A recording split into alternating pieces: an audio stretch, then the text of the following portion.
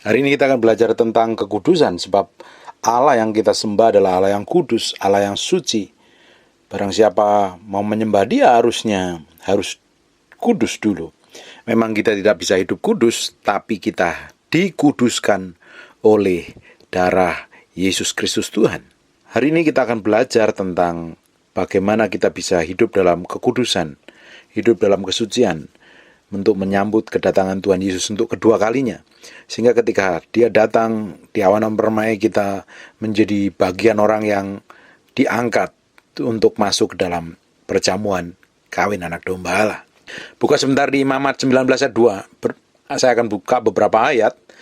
Berbicaralah kepada segenap bangsa Israel dan katakan kepada mereka, kuduskanlah kamu, sebab aku Tuhan Allahmu kudus. Di Imamat 20 juga sama, kuduskanlah kamu sebab aku ini Allah yang kudus.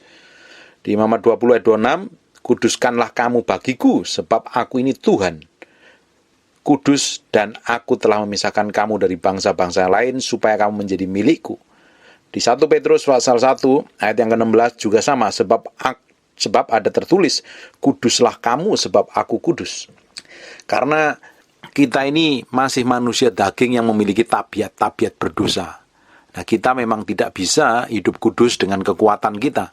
Kita tidak bisa hidup bebas dari dosa. Selama kita pakai tubuh daging kita akan memiliki kecenderungan untuk berbuat dosa.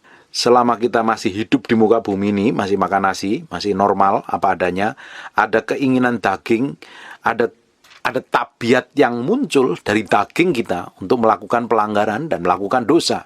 Nah, solusinya untuk bisa kita merdeka, kita harus dipimpin oleh Roh Kudus. Sebab tanpa dipimpin Roh Kudus, tanpa kekuatan Roh Kudus, dan tanpa darah Yesus, kita tidak bisa hidup dalam kekudusan, kita tidak bisa hidup dalam kesucian. Kita akan cenderung menjadi orang yang seringkali jatuh di dalam dosa. Buka sebentar sekarang di Galatia pasal yang ke-5 ayat yang ke-16. Mulai, maksudku ialah hiduplah oleh roh, maka kamu tidak menurutin keinginan daging. Kita harus hidup oleh Roh Kudus. Makanya kita perlu dilahirkan kembali. Saya tidak peduli Bapak Ibu sudah Kristen dari sejak lahir atau orang tuanya Kristen. Kalau Bapak Ibu tidak dilahirkan kembali, Bapak Ibu tidak akan memiliki kerajaan surga, menjadi bagian kerajaan Allah. Dan perlu dilahirkan kembali. Yang dilahirkan kembali itu bukan hanya sekedar dicelup di baptisan, mungkin di Sungai Yordan atau mungkin di kolam renang atau dimanapun juga dicelup, bahwa itu sebagai tanda lahir. Bukan. Lahir baru bukan hanya sekedar baptisan dicelup air, tapi lahir baru adalah pertobatan yang di dalam hati, perubahan hidup karena mengalami perjumpaan dengan Tuhan secara pribadi, bukan karena dipaksa, bukan karena sudah umur tua dikatekisasi dan akhirnya dibaptis. Bukan. Kelahiran baru adalah perjumpaan pribadi dengan Tuhan. Yang dilahirkan adalah manusia rohnya, manusia roh yang lama digantikan diberikan roh yang baru, menjadi tempat tinggal Tuhan. Seseorang yang tidak dilahirkan kembali, mustahil mereka akan masuk dalam kerajaan Allah. Harus dilahirkan oleh roh dan firman. Baru orang itu bisa dipimpin oleh Roh Kudus. Karena seseorang yang bisa dipimpin Roh Kudus kalau orang itu mau tunduk takluk pada kehendak Roh Kudus. Dan seseorang yang bisa dipimpin Roh Kudus tidak mungkin tidak dipenuhi Roh Kudus. Harus dipenuhi Roh Kudus dahulu, baru seseorang itu bisa dipimpin oleh Roh Kudus. Kalau hidup kita dipenuhi Roh Kudus, baru kita bisa dikendalikan sepenuhnya oleh Roh Kudus. Tapi kalau hidup kita dipenuhi oleh keinginan daging, hawa nafsunya, kita susah sekali loh dipimpin Roh. Maksudku ialah hiduplah oleh Roh, maka kamu tidak menuruti keinginan daging. Sebab keinginan daging berlawanan dengan keinginan Roh. Dan keinginan roh berlawanan dengan keinginan daging. Di dalam diri kita ini selalu ada saja yang bertentangan, karena keduanya bertentangan, sehingga kamu setiap kali tidak melakukan apa yang kamu kehendaki. Di dalam diri kita seringkali ada perdebatan, atau ada perjuangan, atau ada peperangan yang selalu kita ingin hidup di dalam kekudusan, tapi di sisi lain daging kita menyeret hidup dalam dosa. Di sisi lain kita hidup dalam kesucian, di sisi lain kita ingin melakukan hal yang cemar, dan selalu bertentangan. Nah, kalau manusia roh kita nih yang memimpin, yang mengendalikan, roh manusia roh kita lebih kuat, lebih kokoh daripada keinginan daging kita. Akhirnya apa? Tubuh kita itu tunduk. nurutin keinginan Roh Kudus. Tetapi kalau kedagingan ini, ego, hawa nafsu, segala macamnya ini yang mengontrol dan mengendalikan, ujungnya apa?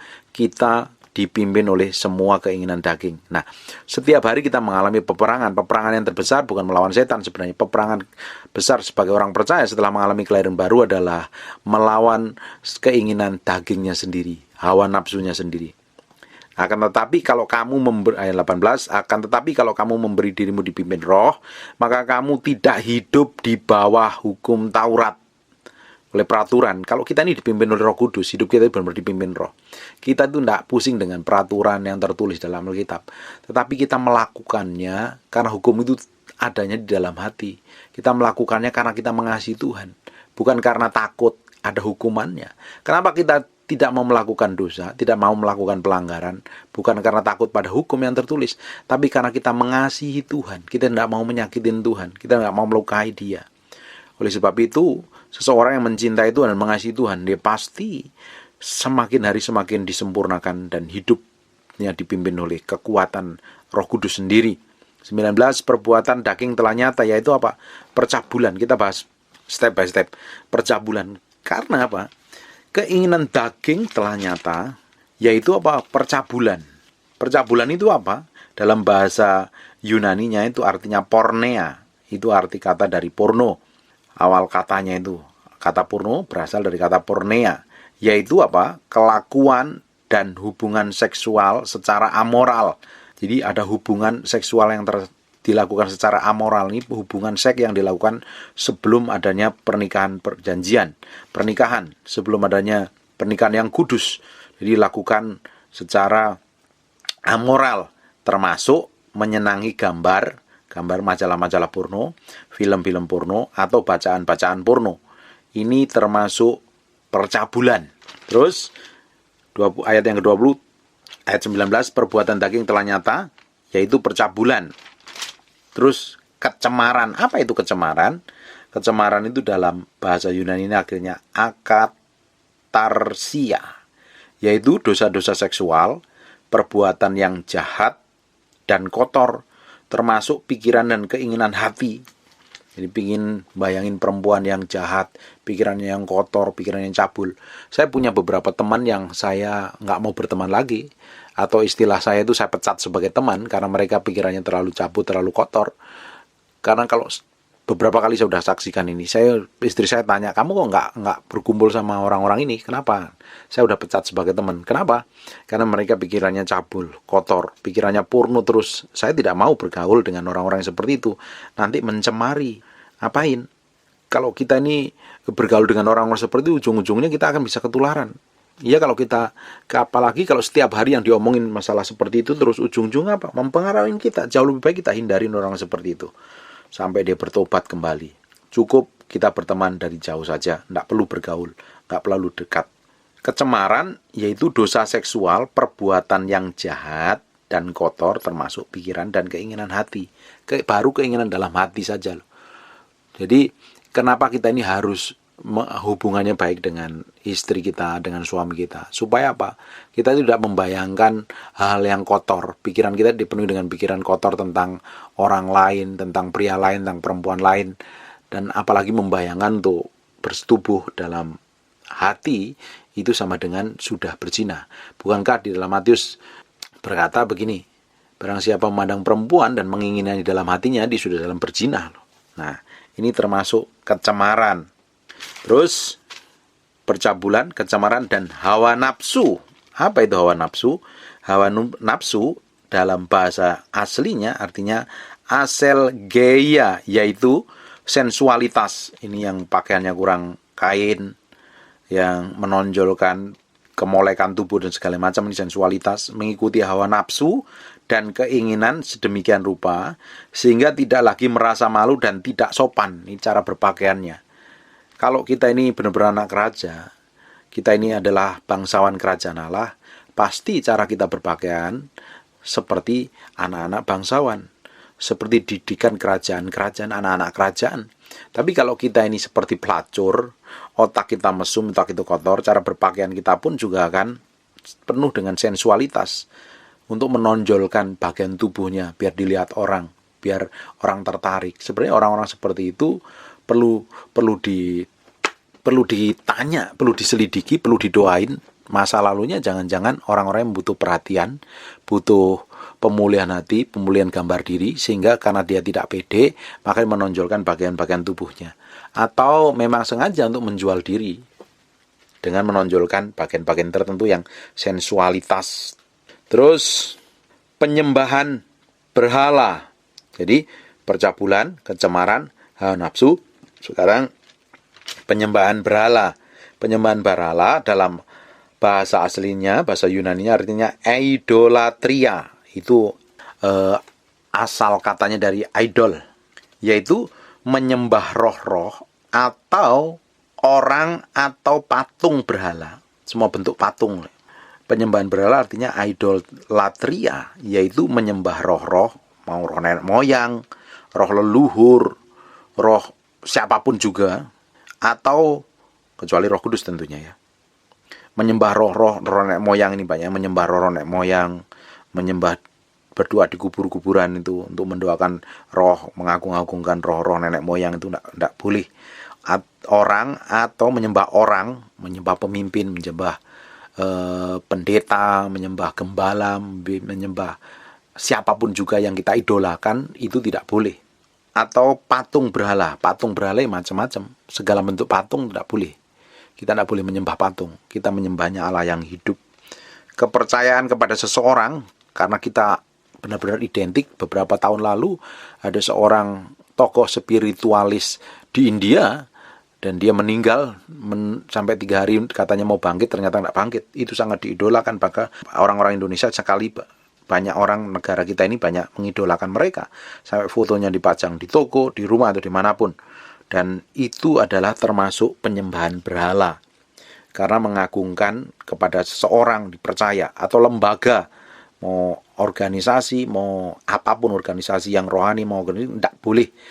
Mau apalagi organisasi sosial, organisasi politik, atau benda yang dianggap berkuasa setara dengan atau lebih daripada Allah dan firman-Nya.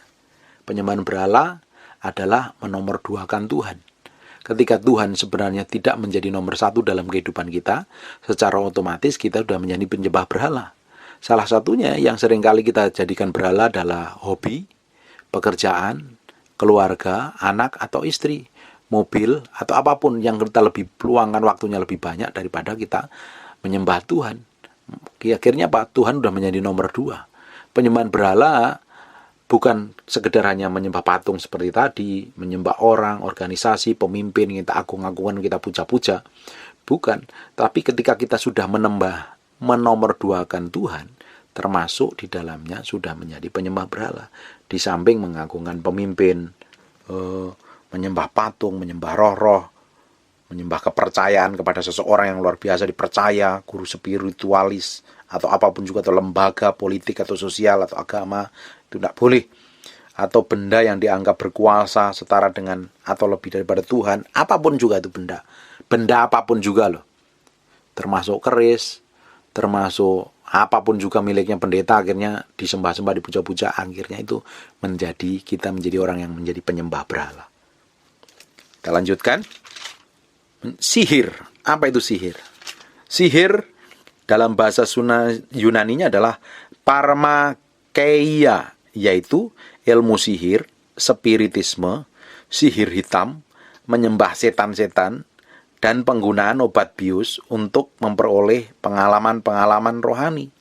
Ini tidak boleh sama sekali nih. Ilmu sihir, spiritisme, atau hari ini apa ya yang paling ngetren itu ya, gendam, segala macam lah, seperti itulah. Penyembahan roh-roh, arwah-arwah nih. Sihir hitam, santet, segala macam, tenung, voodoo, ini tidak boleh sama sekali. Ini bertentangan dengan pekerjaan Roh Kudus. Terus perseturuan. Apa itu perseturuan? Perseturuan dalam bahasa aslinya artinya ekatra, yaitu maksud dan perbuatan bermusuhan yang hebat, kebencian atau permusuhan yang sangat. Kenapa bisa bermusuhan? Karena pernah dikecewakan, pernah pernah sakit hati, pernah dilukai, pernah direndahkan, akhirnya apa? Bermusuhan. Bisa juga karena pernah kongsi, akhirnya bagi hasilnya tidak jelas, ujung-ujungnya apa? Ujung-ujungnya akhirnya berseteru, ribut, geger. Atau pernah mengharapkan sesuatu yang ingin didapatkan tapi tidak didapatkan dari orang tersebut, malah perlakuan buruk, akhirnya benci, jengkel, dan dendam. Ini termasuk hubungan suami istri, hubungan teman, hubungan orang tua, hubungan mantu mertua, hubungan dengan partner bisnis, rekan kerja, itu bisa berseteru karena apa? Banyak faktornya. Nah, bagian kita adalah harus melepaskan pengampunan. Kita mesti sadar bahwa tidak semua orang itu bisa menyenangkan kita. Dan kita pun tidak bisa menyenangkan semua orang. Tapi kalau kita bisa menyenangkan Tuhan, otomatis orang-orang di sekitar kita pasti disenangkan. Pasti diberkati melalui segala apa yang kita kerjakan. Amin. Perseteruan. Terus perselisihan, yaitu bertengkar, antagonisme, perebutan keunggulan. Ini juga tidak boleh. Ribut dengan orang, terlalu kasar sama orang, antagonis, terus pingin menonjol, pingin terlihat hebat daripada yang lain. Akhirnya apa? Kalau pingin terlihat hebat dari orang lain, nyalain orang lain, nyalain pasangan hidupnya. Seringkali suami istri itu kalau ribut sering keluar kata-kata yang jelek, merendahkan, bahkan orang tuanya dibawa, mertuanya dibawa, segala macam, nenek moyangnya dibawa, gara-gara kamu, orang tuamu, segala macam. Itu sebenarnya pingin menunjukkan bahwa kalau orang ngomong seperti itu, bahwa aku tuh lebih hebat dari kamu tuh, aku lebih unggul dari kamu. Ini juga tidak boleh. Ini termasuk dalam perseteruan. Terus akhirnya apa? Melukai. Akhirnya orang yang diajak berseteru akhirnya kepahitan. Dia kalau bisa pulih, kalau nggak pulih dia bisa jauh daripada Tuhan. Kita mesti sadar ini. Terus lanjut, iri hati. Iri hati, betul ya? Iri hati. Bahasa Yunaninya adalah zelos atau jealous, yaitu benci, marah, cemburu akan keberhasilan orang lain. Ini yang parah. Kalau orang kita ini ngelihat orang lain lebih dipakai Tuhan, orang lain lebih diurapin Tuhan, orang lain lebih diberkati, akhirnya kita tuh cemburu, iri, kesel akhirnya. Akhirnya kita taruh benci buat apa? Terus kita akhirnya geger, bertengkar. Buat apa? Akhirnya apa? Yang rugi ya kita sendiri. Gampang cemburu dengan, oh orang itu kok udah menggembalakan, sekarang menggembalakan jemaatnya lebih banyak. Saya menggembalakan kok jemaatnya nggak berkembang. Setiap orang dikasih Tuhan dengan tanggung jawab masing-masing yang berbeda. Kita tidak perlu iri dengan keberhasilan orang lain. Bagian kita adalah mengerjakan apa yang Tuhan kasih dalam hidup kita ini. Kalau Tuhan kasih dipercayakan hanya 1 talenta, kerjakan dengan baik. Dipercayakan 2 talenta, 4 talenta, 5 talenta, kerjakan dengan baik. Kita bagian yang Tuhan percayakan sama kita itu kita kerjakan dengan baik. Karena suatu hari orang yang dipercayakan mau yang kecil atau yang banyak, suatu hari juga akan bertanggung jawab di hadapan Tuhan. Dituntutnya juga sama. Semakin dipercayakan perkara yang besar, dituntutnya tanggung jawabnya juga lebih besar. Kita tidak perlu iri, karena setiap kita itu diciptakan itu unik. Tidak ada duanya di seluruh dunia ini. Sidik jari kita diciptakan berbeda satu dengan yang lain. Tidak pernah ada yang sama. Artinya apa? Tuhan ciptakan kita dengan porsi, dengan tanggung jawab masing-masing yang berbeda. Jadi bagian kita adalah bertanggung jawab dengan apa yang Tuhan percayakan hari ini. Tidak perlu ngiri, nggak perlu cemburu dengan keberhasilan orang lain. Nggak perlu cemburu dengan urapan orang lain. Nggak perlu cemburu apalagi akhirnya marah, jengkel. Buat apa? Ujung-ujungnya ya kita sendiri yang rugi. Terus geram, bahasa Yunani artinya thumos, yaitu kemarahan yang meledak, yang berkobar-kobar dengan kata-kata atau tindakan yang keras sekali, geram sekali. Ini biasanya kalau udah marah tidak terkontrol. Ini bagian orang yang tidak dipimpin Roh Kudus, ini pimpin daging itu kalau marah meledak-ledak, jerit-jeritan, histeris, ngamuk, ngomong kebun binatang, seluruh jagat raya disebut semuanya. Makian, hujatan, semuanya keluar semua. Ini orang marah yang tidak terkontrol. Ini ciri-ciri orang yang dipimpin oleh daging, bukan dipimpin Roh Kudus. Kalau marah, meledak, nggak ada penguasaan diri. dan meledak. Bahkan beberapa orang kalau marah tidak terkontrol nih, akhirnya dia melakukan hal yang buruk, hal yang kasar, hal yang fatal. Tapi setelah dia sadar, biasanya dia menyesal. Kenapa?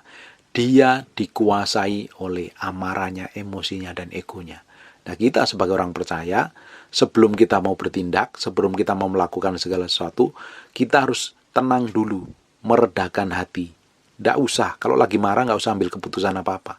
Kalau lagi meledak, lagi marah ini, pingin marah, rasanya udah pingin meledak. Tenang, tahan dulu. Kuasai diri, ambil napas. Kalau perlu minum, relax. Jangan ngambil apa-apa, jangan keluar kata apapun juga, karena seringkali kata-kata kita malah menyakiti, bukan menyelesaikan, malah menimbulkan permasalahan yang baru ketika kita marah. Jauh lebih baik tenang. Nanti kalau masalah ini kalau ribut dengan suami istri ya, istrinya udah ini, suaminya pengen marah, nanti istri saya akan tambah kurang ajar. Tenang saja, kita ini memiliki Tuhan yang hidup, kita ini memiliki Allah yang hidup.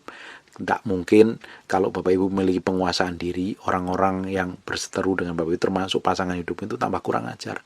Pasti Tuhan urusin hatinya. Bagian kita ketika kita marah, pengen meledak, bagian kita adalah diam, menguasai diri. Bisa nggak? Bisa. Gampang nggak? Nggak gampang. Bapak pernah ngalami nggak? Sering ngalamin. Saya jauh lebih baik sekarang beberapa tahun terakhir ini ketika marah saya lebih baik diam. Diam. Enak nggak daging pingin rasanya nggak terima. Tapi ujungnya ketika saya diam, tenang, dan ketika saya sudah bisa menguasai diri, saya mulai ngomong, berbicara lebih tenang. Akhirnya masalah selesai, kondisi lebih baik, tidak menimbulkan masalah yang baru.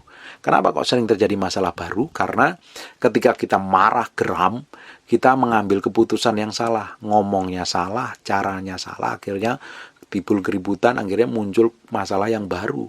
Kenapa sih kok terjadi perceraian? Salah satu penyebabnya ini. Merasa tidak cocok. Kenapa nggak cocok? Akhirnya marah, komplain, saling marah, saling geram. Akhirnya apa? Nggak dikuasain oleh Roh Kudus, tapi dikuasain oleh hawa nafsunya, dikuasain egonya, saling menyalahkan. Ada orang saling disakitin.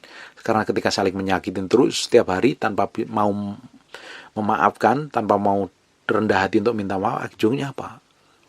Luka. Ketika luka akhirnya memutuskan untuk berpisah. Yang rugi siapa? Yang rugi masing-masing rugi. Dan tentunya kalau punya anak, punya istri, ya tentunya kalau punya anak, punya cucu, punya keluarga, yang dirugikan ya anak-anak cucu mereka. Tentunya suami istri juga akan mengalami kerugian yang besar ketika tidak bisa menguasai diri. Ketika kita ini marah dengan siapapun juga selain keluarga atau orang lain di luaran sana, kita juga harus belajar menguasai diri. Jangan sampai malah ketika marah kita menimbulkan masalah yang baru. Mobil disenggol sedikit udah marahnya bukan main. Hati-hati. Karena kita di luaran sana itu banyak orang jahat. Tidak semua orang baik. Jangan-jangan ketika orang itu nggak terima, akhirnya apa? Dia main belakang. Main kasar di belakang, yang rugi kita. Jauh lebih baik menguasai diri. Kalau mobilmu ada asuransi, ya udah tenanglah. Kalau disenggol sedikit aja, bawa ke asuransi, beres. Diomongin baik-baik, semuanya diomongin baik-baik. Dengarin baik-baik Bapak Ibu. Masalah ketika marah, ketika masalah itu ada dan kita marah, percaya bahwa marahmu tidak akan pernah menyelesaikan masalah. Justru amarahmu akan menimbulkan masalah-masalah yang baru. Ketika pengen marah, pengen meledak dan berkobar-kobar, pengen ngomong dengan kata-kata yang kasar atau tindakan yang kasar dan keras, jauh lebih baik tenang, ambil air es minum, duduk manis dulu. Napas ngos-ngosan, iya. Pingin meledak, iya. Tenangin dulu, relax dulu. Sampai hati tenang, baru bisa mengambil keputusan yang benar. Amin.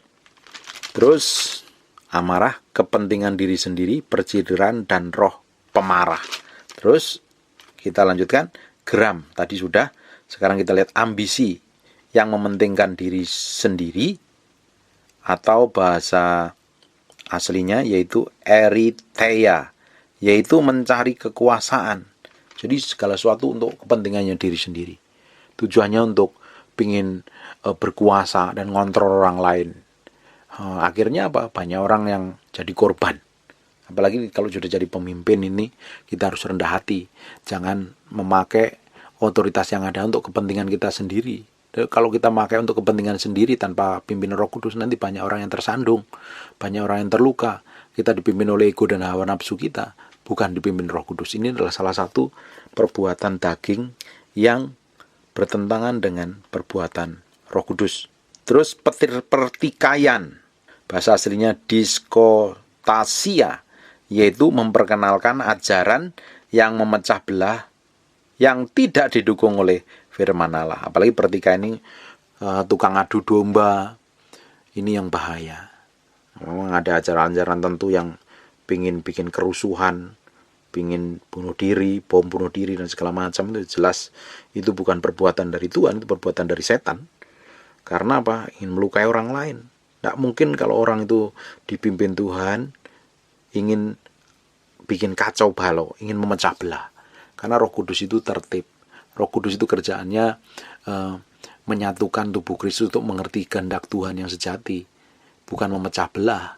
Kalau Bapak Ibu ini kerjaannya adu domba, satu yang lain diadu, ini kerjaan itu bukti bahwa dipimpin oleh daging, dipimpin oleh setan. Orang yang dipimpin daging, akhirnya apa? Setan yang menguasai.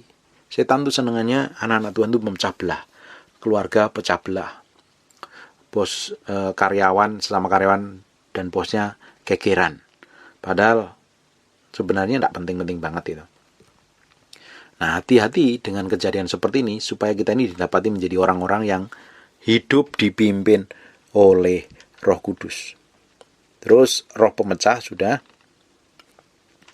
Roh pemecah ya sekarang. Bahasa aslinya hairesis, yaitu permisahan jemaat ke dalam berbagai kelompok tertutup yang menghancurkan persatuan gereja. Ini roh pemecah. Merasa golongannya Apolos, golongannya Paulus, padahal yang disembah sama-sama Yesus. Seringkali di zaman hari ini banyak doktrin, banyak hamba-hamba Tuhan yang besar megang doktrinnya, akhirnya nyerang gereja yang lain atau doktrin yang tidak sepaham dengan dia. Merasakan buat apa? Wong tujuan utamanya adalah Yesus Kristus, tujuannya sama-sama Yesus. Kalau pengajaranmu berbeda dan pengajaran kita berbeda, tapi tujuannya Yesus, buat apa diributkan? Kalau Bapak Ibu ribut gara-gara doktrinnya, merasa paling benar, merasa paling suci, merasa paling berkenan, yang lain tidak berkenan. Memang surga punya golonganmu sendiri. Selama ujungnya Yesus, tidak usah pusing lah. Karena setiap orang itu memiliki takaran iman yang berbeda-beda, the measure of faith. Setiap orang memiliki takaran iman yang berbeda-beda. Kalau memang dipahaminya sampai sebatas itu, ya tidak usah diributin. Buat apa diributin? Titik tertentu didoain saja sampai suatu hari diberikan pewahyuan yang lebih dalam lagi sehingga mengerti kebenaran sesungguhnya. Tidak ada orang yang paling ngeklaim bahwa pengajarannya paling benar, doktrinnya paling benar, dan doktrinnya orang lain salah semua. Ujungnya nanti kita akan yang ngerti semuanya kan masih dalam bentuk penafsiran. Belum terjadi sampai kita akan ngerti, nanti dibukakan terang benderang ketika kita ini berjumpa dengan Allah. Tidak ada satupun yang ditutupin. Hari ini bagian kita apa? Lakukan bagianmu. Tidak usah nyerang yang lain, nggak usah bikin perpecahan. Saya melihat di YouTube ada komentar-komentar hamba Tuhan yang besar saling menyalahkan. Buat apa? Kita ini tubuh Kristus. Saya udah ngomong berkali-kali ini, kita adalah tubuh Kristus. Hari ini pakai kaki, hari ini pakai tangan, hari ini pakai leher, hari ini dipakai kaki, lutut. Semuanya punya fungsi masing-masing yang berbeda-beda. Tapi kita tubuh, kepalanya adalah Yesus Kristus. Kita adalah satu tubuh Kristus. Tidak perlu saling menyakiti. Yang perlu dihajar adalah semua pekerjaan setan, bukan sesama anak Tuhan. Jangan salah musuhmu. Musuh kita adalah bukan darah dan daging. Selama masih ada darah dan dagingnya, itu bukan musuhmu. Musuhmu adalah roh jahat di udara, penghulu-penghulu yang jahat, setan-setan, penguasa teritorial. Tapi kalau yang kamu lawan itu masih punya darah dan daging, artinya kamu salah ambil musuh. Ujungnya apa? Sesama anak Tuhan saling menyakitin, saling melukai. Itu salah musuh. Jadi kita mesti jelas dulu. Kalau memiliki seperti itu, sebenarnya orang itu tidak dipimpin oleh Roh Kudus, tapi dipimpin oleh kedagingan. Ini roh pemecah ini. Terus kedengkian, artinya patonos, yaitu perasaan tidak suka bercampur benci. Dengki ini orang yang tidak suka, tapi bercampur benci terhadap orang lain yang memiliki sesuatu yang kita inginkan. Ngiri ini. Ini hati-hati ini kedengkian ini. Nggak suka, artinya wis tapi tambah jengkel, kesel, bencekno, ngeseli, jelei, anak melihatnya hati-hati. Kalau kita nih ngelihat orang lain enak nih, nggak mau ngelihat muka dia. Hati-hati. Hidupmu bukan dipimpin daging, bukan dipimpin roh, tapi dipimpin daging. Nah, nanti ujungnya setan yang mengambil keuntungan dalam hal ini. Apalagi kita tuh pingin, tapi dia kok sudah punya ya. Kita pingin punya mobil, contohnya mobil yang bagus ya, nanggung-nanggung soalnya. Kita pingin punya mobil BMW. Ternyata orang yang kamu nggak terlalu suka itu, dia udah beli mobil BMW duluan. Akhirnya apa? Jengkel dan kesel. Ngapain? Kalau kita masih memiliki hati seperti itu, artinya kita tidak dipimpin Roh Kudus. Sekalipun kita rajin ke gereja, kalau memiliki sikap seperti yang kita bahas ini, artinya kita ini tidak dipimpin oleh Roh Kudus, dipimpin oleh kedagingan loh. Mau jerat-jerit Tuhan mau angkat tangan gemetar-gemetar, udah tumpangin tangan rebah puluhan kali, tumpangin minyak sampai basah minyak semua oleh pendeta urapan. Tapi kalau sikapmu seperti ini, artinya hidupmu nggak dipimpin oleh Roh Kudus, tapi dipimpin oleh daging. Penuh kebencian. Ngapain kita benci? Ngapain kita ngiri dengan orang lain? Hati-hati. Kalau kita udah tidak suka sama orang, tiba-tiba kita malas ngeliat muka dia. Malas lah ngomong dia. Artinya hati kita ini tidak beres di hadapan Tuhan. Itu perlu dibereskan. Kedengkian. Terus kemabukan. Yaitu bahasa aslinya itu mete. Yaitu merusak penguasaan mental fisik dengan minuman keras. Mabuk dengan wine. Kalau minum anggur memang boleh untuk menjaga pencernaan, kata Paulus. Tapi kalau sampai mabuk, masih teler, hilang ingatan, bikin kekacauan, itu tidak boleh. Mabuk-mabukan ini. Sampai lupa ingatan. Sampai tidur di emperan. Tidur di bar. Ini udah nggak benar nih, kayak seperti ini.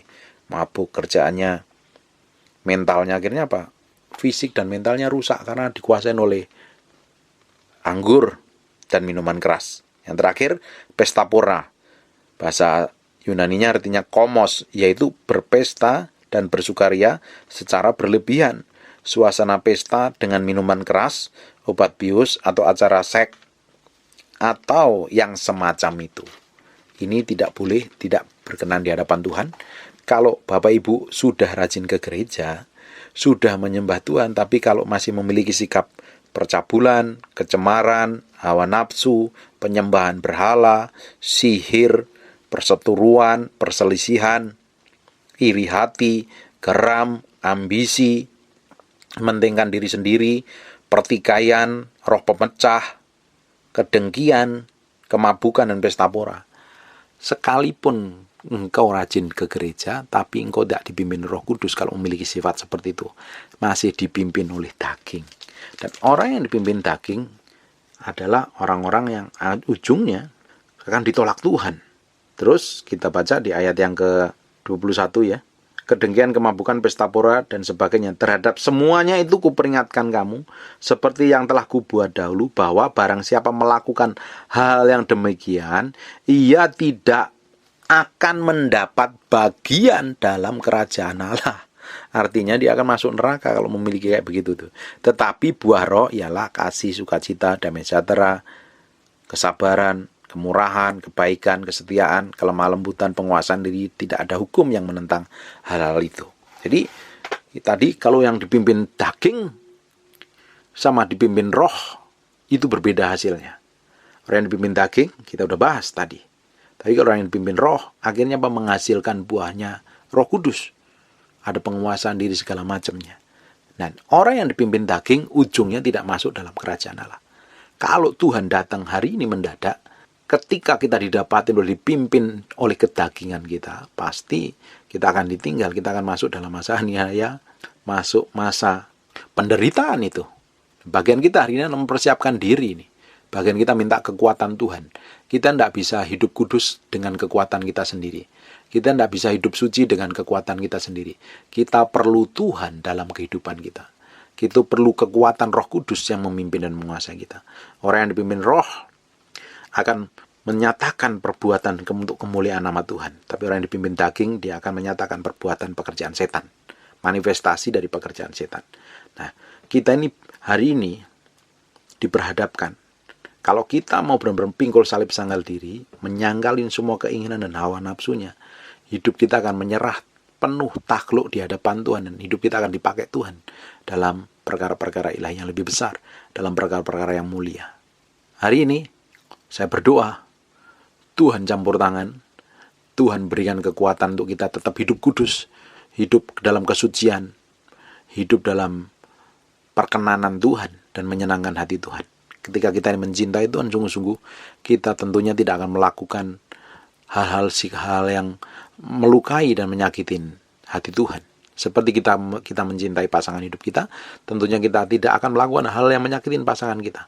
Kalau kita coba paksa melakukan hal yang menyakitin pasangan kita, ujungnya apa? Dia terluka. Hubungan kita bisa terpisah dengan pasangan kita. Tapi kita menjadi orang-orang yang mengasihi Tuhan dan mencintai Tuhan, melakukan hal-hal yang ajaib bersama Tuhan, hidup kita akan menjadi berkat bagi banyak orang. Amin. God bless you.